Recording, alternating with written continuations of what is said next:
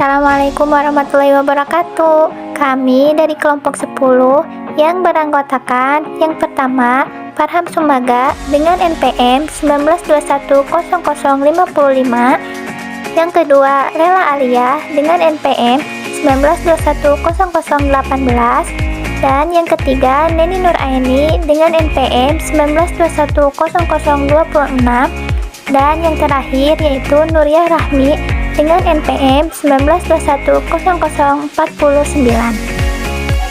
Mata kuliah Kapita Selekta Pendidikan akan mempresentasikan mengenai kesadaran siswa terhadap bahaya radikalisme, narkoba, dan korupsi. Selamat menyaksikan. Di sini saya akan mempresentasikan mengenai konsep kesadaran peserta didik terhadap bahaya radikalisme, narkoba, dan korupsi. Perspektif Merdeka Belajar. Narkoba, radikalisme, dan korupsi merupakan bahaya utama yang sering mengintai generasi muda. Bahkan penyalahgunaan narkoba telah menjadi permasalahan nasional yang meresahkan. Penyelenggaraan pembinaan kesadaran terhadap bahaya radikalisme, narkoba, dan korupsi harus dilaksanakan sejak dini hingga usia dewasa guna membangun karakter anak Indonesia. Hal tersebut dapat dilakukan melalui program peningkatan pembinaan, optimalisasi kurikulum, dan pembinaan. Hal tersebut diharapkan dapat meningkatkan antar kementerian atau lembaga dan pemerintah daerah dalam melaksanakan metode dan materi pembinaan kesadaran bela negara di era digital. Konsep kesadaran peserta didik terhadap bahaya radikalisme, narkoba, dan korupsi perspektif Merdeka Belajar dilakukan dengan beberapa cara, yaitu yang pertama, penyuluhan atau sosialisasi. Melaksanakan penyuluhan merupakan mengenai bahaya penyalahgunaan narkoba, radikalisme, dan korupsi, khususnya kepada generasi muda dan anak usia sekolah. Dengan memasukkan pendidikan tentang bahaya penyalahgunaan narkoba ke dalam kurikulum sekolah dapat sampai dengan sekolah lanjutan tingkat atas. Berkaitan dengan penyuluhan tentang hal tersebut, sekolah dianjurkan untuk melakukan dan melaksanakan beberapa kegiatan seperti mengadakan kerjasama dengan BNN, polisi, TNI, serta perlibatan lembaga anti narkotika. Agar turun ke sekolah mengadakan penyuluhan tentang bahaya penyalahgunaan narkotika secara rutin dan berkesinambungan. Yang kedua yaitu memperkenalkan bahaya narkoba melalui pembelajaran tematik berbasis proyek kelas. Melalui pembelajaran tematik ini, guru memberikan pengertian dan penjelasan mengenai jenis-jenis narkoba, apa itu radikalisme dan korupsi, hingga dampak-dampak yang ditimbulkan dari penggunaan narkoba, baik dampak fisik, psikologis, sosial, dan ekonomi. Dampak-dampak tersebut dijelaskan secara jelas, sehingga di dalam pikiran anak-anak tidak tertanam betapa bahayanya narkoba, bukan rasa penasaran ingin mencobanya saja. Ketiga yaitu pendidikan karakter dalam program Merdeka Belajar juga dapat dilaksanakan melalui kegiatan ekstrakurikuler yang berarti menguatkan nilai-nilai karakter dalam rangka perluasan profesi, bakat minat, kemampuan, kepribadian, kerjasama, dan kemandirian peserta didik secara optimal.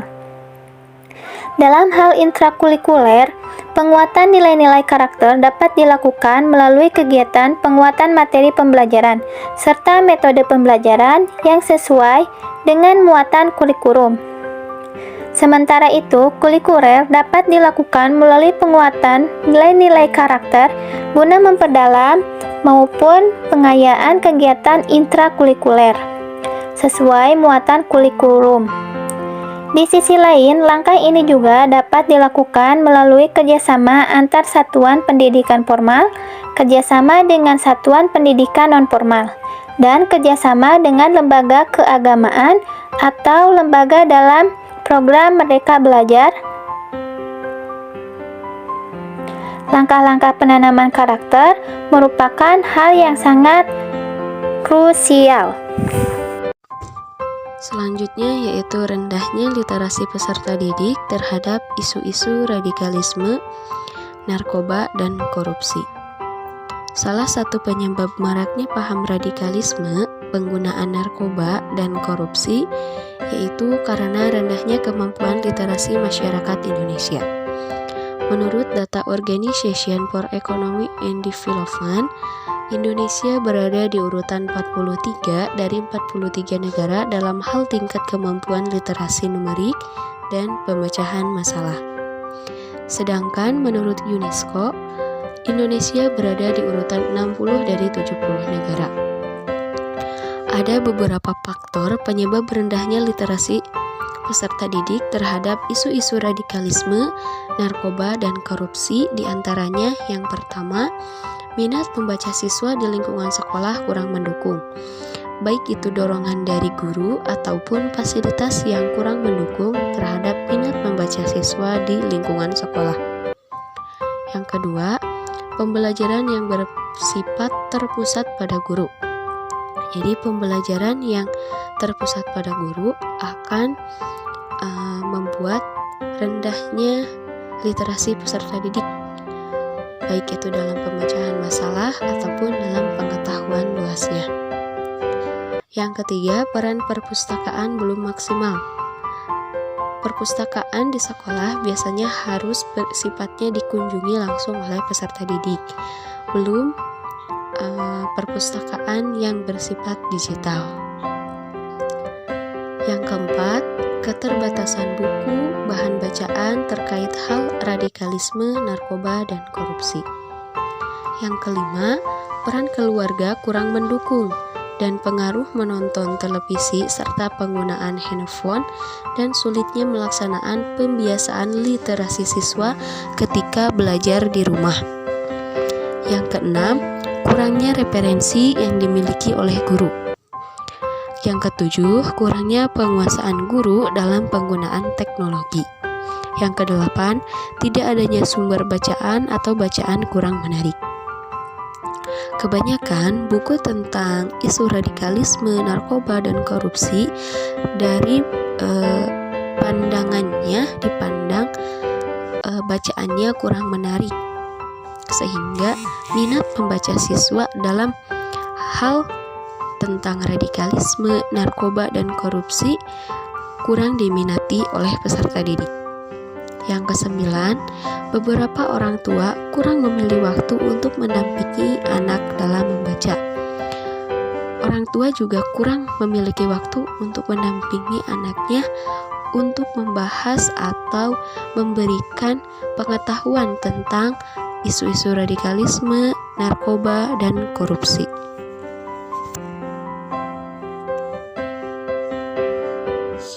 Selanjutnya yaitu kurikulum yang tidak mendukung terhadap isu-isu radikalisme, narkoba, dan korupsi. Kurikulum adalah serangkaian penyusunan rencana untuk melancarkan proses belajar mengajar. Adapun rencana yang disusun tersebut berada di bawah tanggung jawab lembaga pendidikan dan para pengajar. Dalam dunia pendidikan, melalui guru dan kurikulum penting menjadi garda terdepan dalam pencegahan narkoba, anti radikalisme, dan pencegahan korupsi.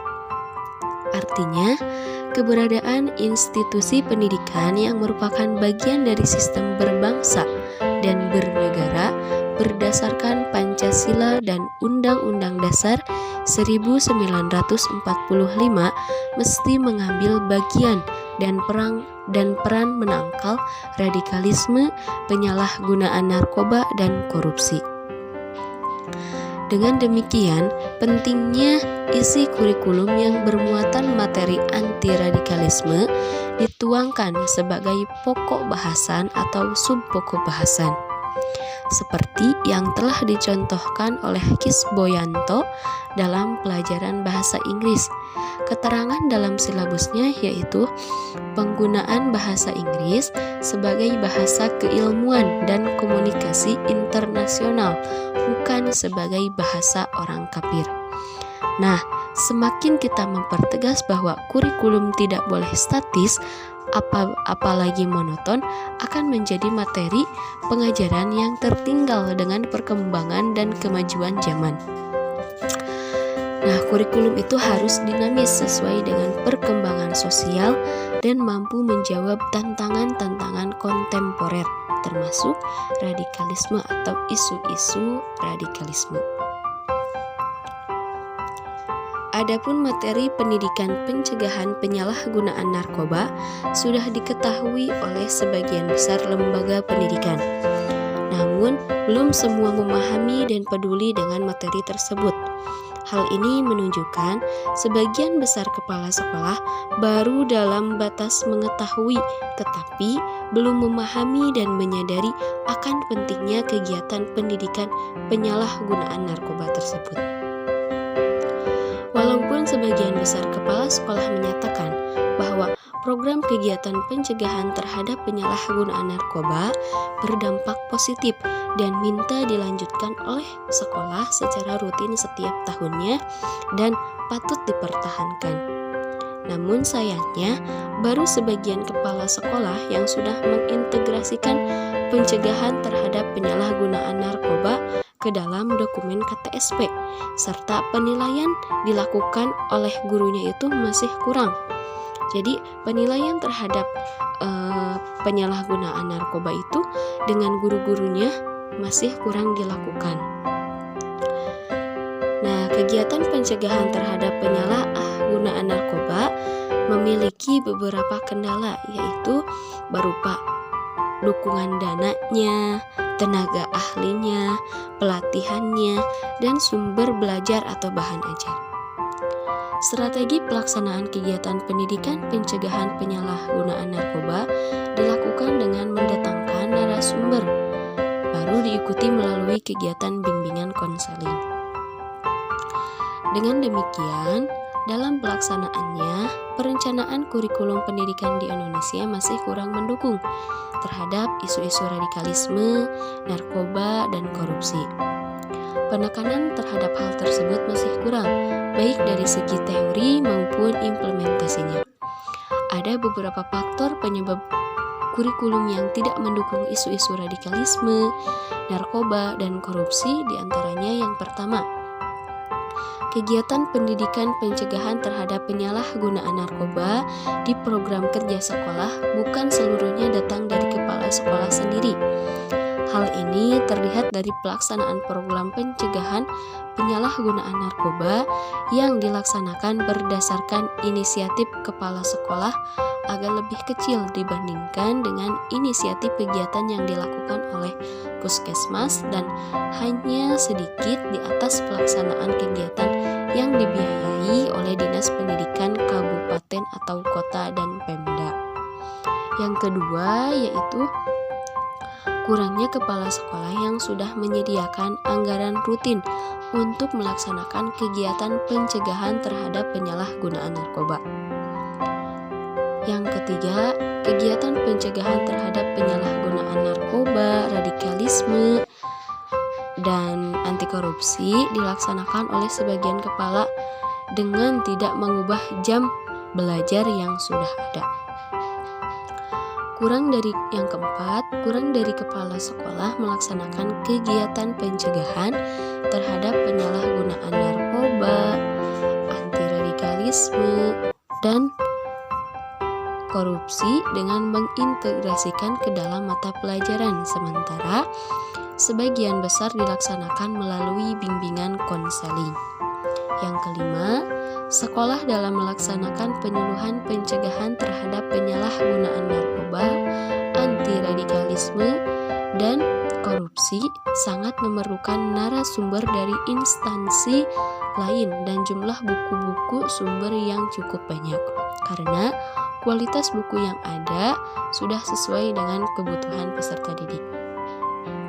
Yang keenam, sebagian kecil lembaga pendidikan yang memasukkan materi pencegahan terhadap penyalahgunaan narkoba, radikalisme, dan korupsi ke dalam standar kompetensi atau kompetensi dasar dan silabus atau RPP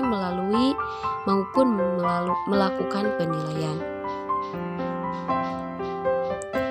Dengan demikian, program kegiatan pencegahan terhadap penyalahgunaan narkoba, radikalisme, dan korupsi berdampak positif. Penting dilakukan di sekolah dan patut dipertahankan. Keberlanjutan program memerlukan pelatihan, dukungan, dana, dan buku pelajaran. Oleh karena itu, lembaga pendidikan harus memperhatikan terhadap perencanaan dan pelaksanaan pendidikan di sekolah, terutama dalam pencegahan radikalisme, narkoba, dan korupsi. Setelah merumuskan kurikulum tersebut, tugas guru yaitu mengaplikasikan pembelajaran sesuai dengan kurikulum yang telah dirumuskannya. Baik, sekarang kita akan menjelaskan tentang materi guru, keluarga, dan masyarakat yang tidak mendukung terhadap isu-isu radikalisme, narkoba, dan korupsi. Bahwa dapat kita ketahui bahwa guru, orang tua, dan lingkungan masyarakat itu merupakan peran terpenting untuk membentuk suatu watak atau karakter setiap anak atau peserta didik dalam proses pendidikan. Nah, pendidikan juga dapat dipandang sebagai suatu proses pemberdayaan dan pembudayaan individu agar mampu memenuhi tuntunan sosial, kultural, serta religius dalam kehidupannya. Guru, orang tua maupun masyarakat atau tokoh masyarakat yang tidak mendukung adanya isu-isu radikalisme, narkoba, dan korupsi karena beranggapan bahwa hal tersebut tidak penting, bahwa jika guru dan orang tua serta masyarakat itu lalai dalam pengawasan pendidikan anak atau tidak beranggapan bahwa adanya radikalisme, narkoba, dan korupsi itu begitu penting, bahwa bisa saja anak itu menyimpang dari ajaran sekolah maupun agamanya, seperti adanya isu tersebut yang telah merajalela di kalangan anak-anak, terutama pada remaja, yang jika kurang diperhatikan oleh guru, orang tua, dan tokoh masyarakat yang ada, bahwa anak-anak tersebut akan berada pada suatu gerakan sosial yang mengarah pada hal-hal negatif, seperti belajar korupsi, kemudian adanya terorisme atau radikalisme, dan penyalahan narkoba di lingkungannya. Nah, salah satu faktor terjadinya penyalahan narkoba atau korupsi dan radikalisme yaitu diantaranya adanya hubungan antara keluarga yang kurang harmonis antara orang tua dan anak-anak, sehingga akan menyebabkan kurang nyamannya kondisi seorang anak di dalam rumah karena tidak adanya hubungan yang harmonis di keluarga antara orang tua dan anak itu. Kemudian ada pula faktor lingkungan yang mempengaruhi adanya perbuatan penyalahan narkoba, kemudian korupsi, dan radikalisme terhadap anak-anak atau terhadap seseorang itu kurang terkontrolnya di kalangan masyarakat atau adanya pengaruh teman kelompok sebaya, yaitu keinginan untuk mencoba. Nah, biasanya datang dari pengaruh teman. Di samping rasa takut anak untuk tidak diterima dalam kelompoknya akan menyebabkan anak mencari kompensasi ke penyalahgunaan narkoba atau korupsi dan radikalisme. Jadi pengaruh sosial terhadap teman juga di masyarakat itu berpengaruh terhadap perasaan atau faktor dari penyalahan tersebut.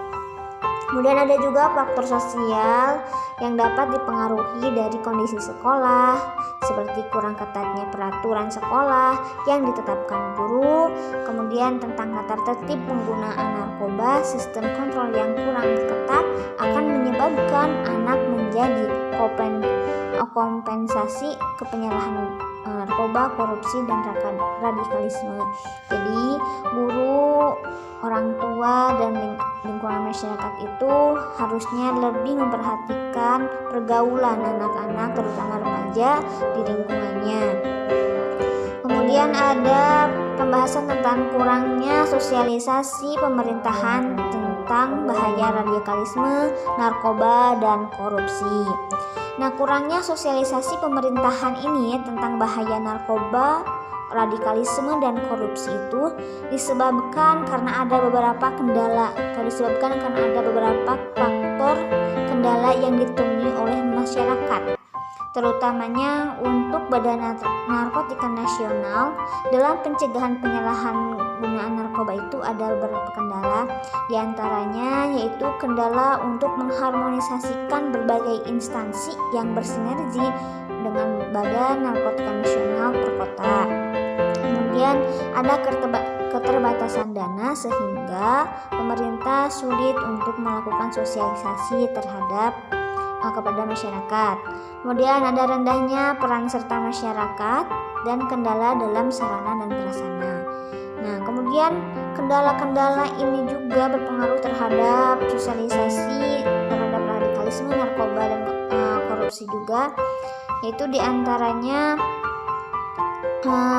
alokasi dana dalam pelaksanaan upaya penanggulangan yang minim, kemudian fasilitasi yang kurang memadai untuk melakukan sosialisasi, kemudian kurangnya kepedulian masyarakat untuk memberikan informasi mengenai peredaran dan penyalahan narkoba, kemudian adanya korupsi dan radikalisme yang mereka ketahui di lingkungannya. Jadi itu juga dapat mempengaruhi kurangnya sosialisasi pemerintah. Kemudian kurangnya sarana dan prasarana untuk menyelidiki peredaran gelap dan penyalahgunaan narkoba, kemudian adanya korupsi serta radikalisme terhadap anak-anak, remaja, dan masyarakat yang ada di sekitarnya. Nah, mungkin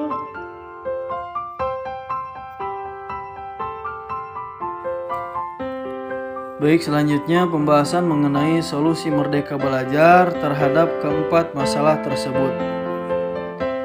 Solusi untuk permasalahan tentang radikalisme, narkoba, dan korupsi dalam Merdeka Belajar bisa menggunakan profil pelajar Pancasila.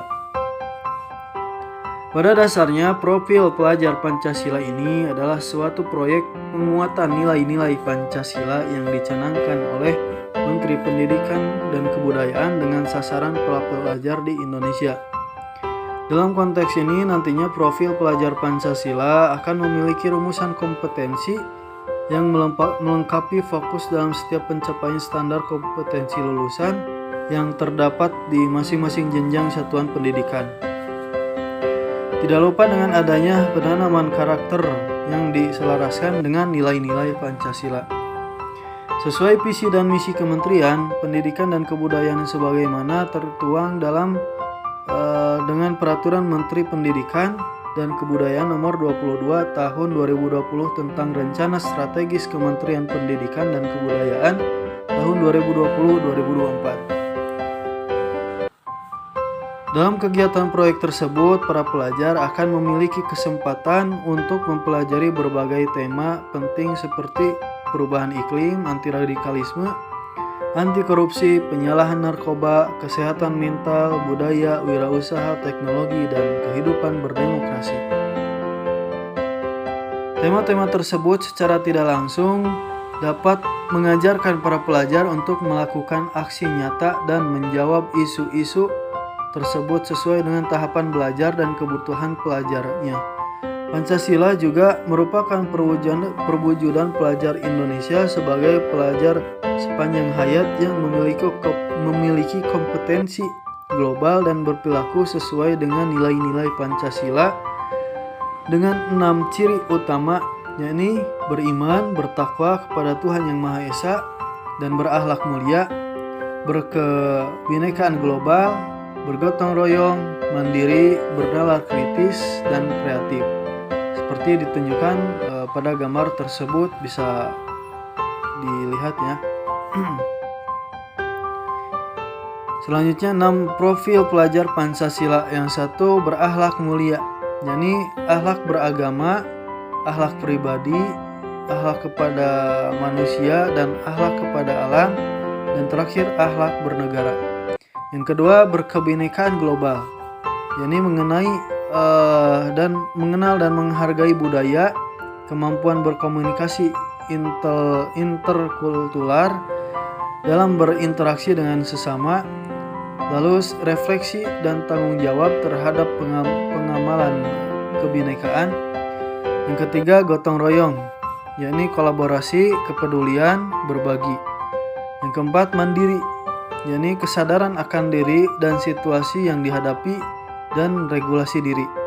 Yang kelima, bernalar kritis, yakni memperoleh dan memproses informasi gagasan, menganalisis dan mengevaluasi penalaran, merefleksi dan mengevaluasi pemikirannya sendiri, dan terakhir mengambil keputusan.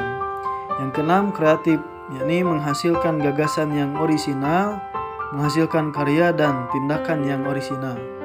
Maka dari itu, profil pelajar Pancasila ini menjadi solusi untuk menjawab permasalahan-permasalahan mengenai isu-isu radikalisme, narkoba, dan korupsi di dalam pendidikan.